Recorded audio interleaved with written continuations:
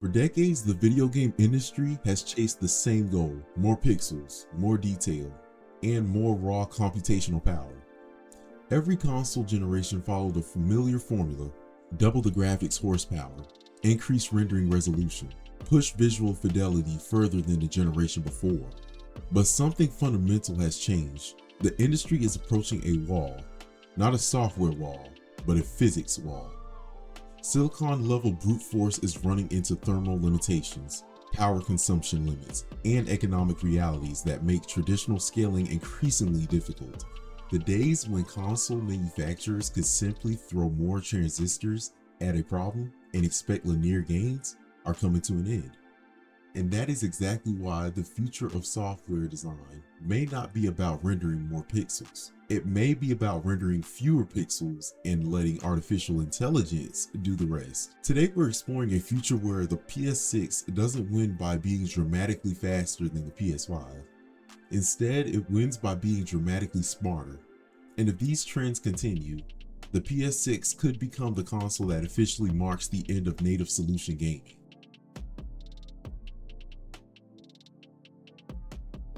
To understand why, we need to talk about the thermal dead end facing modern hardware. For years, GPU performance increased through a combination of architectural improvements and higher power budgets. But every watt of power eventually becomes heat, and heat is becoming one of the most important design constraints in consumer electronics.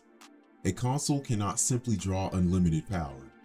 It has to remain quiet. It has to remain affordable.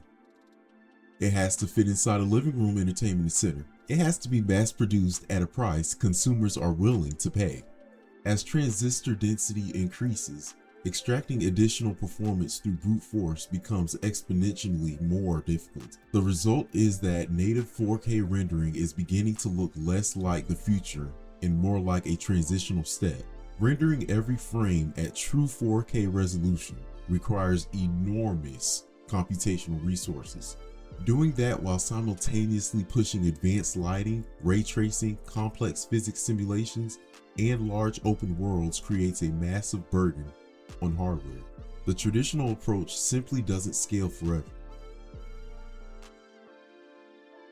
AI changes that equation. Instead of rendering every pixel directly, future systems can reconstruct image quality through neural networks trained to predict visual detail. Rather than forcing the GPU to generate a full resolution frame from scratch, AI can intelligently fill in missing information. The result is an image that appears close to native quality while requiring significantly less rendering work. This isn't just a graphics feature, it's a completely different philosophy of software design. If that philosophy becomes central to PS6, then first-party developers will likely build around it from the very beginning, and that changes how games themselves are created. Consider studios like Naughty Dog. Historically, environment artists have worked within strict rendering budgets. Every object, texture, effect, and piece of geometry competes for limited resources. When native rendering is the priority, those budgets become extremely restrictive. But imagine a development environment where AI reconstruction is assumed from day one. Instead of targeting native 4K as the baseline, developers could target lower internal resolutions while relying on neural reconstruction to deliver final image quality. That shifts resources elsewhere. More detailed environments, more interactive objects, more sophisticated animation systems, higher quality materials, more advanced character simulation. In other words, developers stop spending the majority of their hardware budget on pixels and start spending it on experiences. The same principle applies to Insomniac games. Imagine a future Spider-Man title where the city becomes dramatically more dynamic because rendering resources are no longer consumed by maintaining native 4K at all times. Pedestrian density could increase, traffic systems could become more complex, destruction systems could become more sophisticated. World simulation could expand significantly. The AI isn't simply making graphics prettier, it's creating headroom for entirely new categories of gameplay and environmental complexity. Software design becomes less about maximizing resolution and more about maximizing intelligence.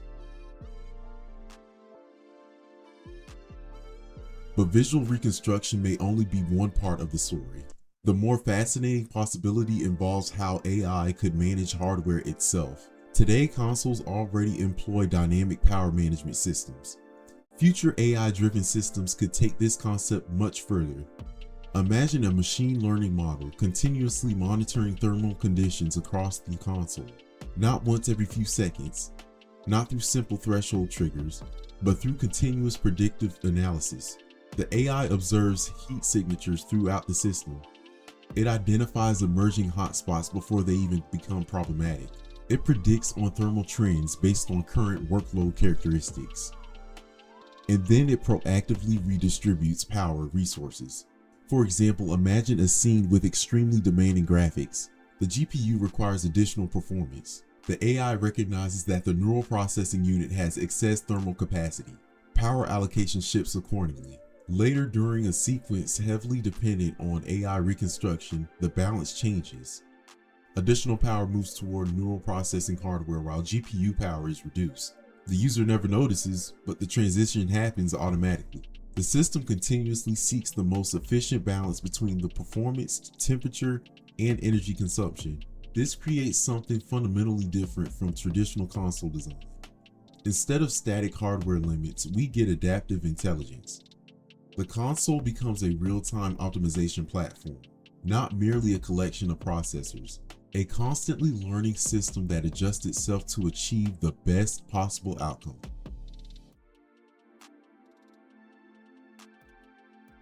When consumers discuss future consoles, attention often focuses on graphics capabilities, but manufacturers focus on cost. Every additional watt of power requires engineering solutions, larger cooling systems, more expensive power delivery components, larger heat sinks, more robust manufacturing requirements. All of those expenses eventually reach consumers. If brute force rendering remained the primary path forward, future consoles could become increasingly expensive to build. Imagine trying to maintain cutting-edge graphics solely through raw computational scaling. Power consumption could rise dramatically. Cooling requirements would become more complex. Hardware costs would increase. Retail prices could follow.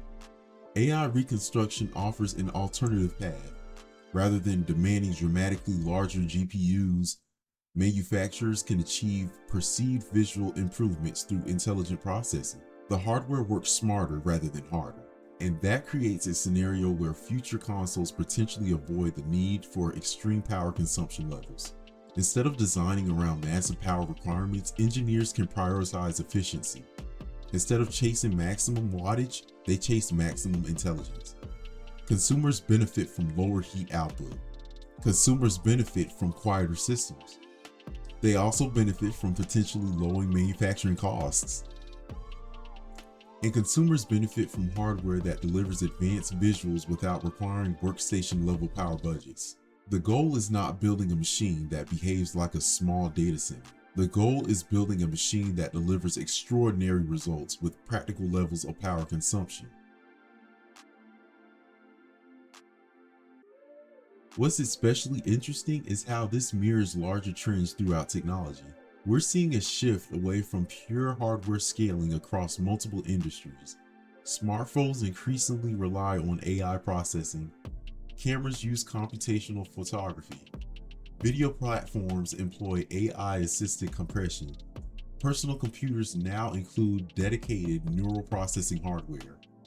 The future of computing increasingly involves intelligent prediction rather than brute force calculation. Gaming appears to be moving in the same direction, and software design must evolve alongside it. Developers who embrace AI-first workflows may gain access to capabilities that were previously impossible. Worlds become larger, characters become more believable, animations become more responsive, systems becomes more dynamic. Not because hardware suddenly became infinitely powerful, but because intelligence shows hardware resources to be used efficiently. The software itself becomes an active participant in optimization. That is a profound shift from traditional development models.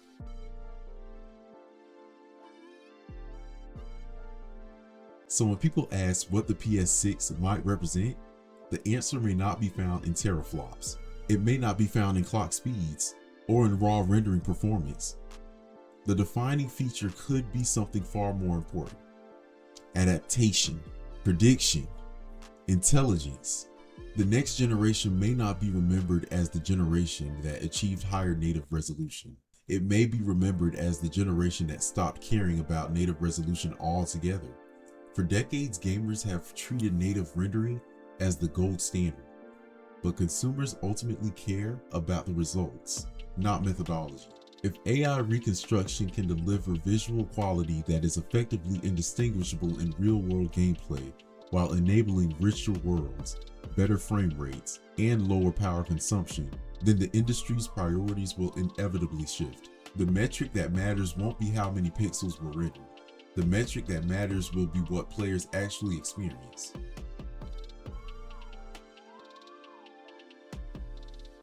The PS6 may not be the fastest console ever created. It may be the smartest, a console that continuously optimizes itself, a console that intelligently balances thermal limits and performance demands, a console that leverages neural networks to transcend, a console that leverages neural networks to uphold traditional rendering bottlenecks, a console designed around intelligence rather than brute force. If that future arrives, the PS6 won't simply represent another hardware upgrade. The end of native resolution may sound controversial today, but in the AI era, it may become inevitable. And when that happens, software design itself will never be the same again. Thanks for watching.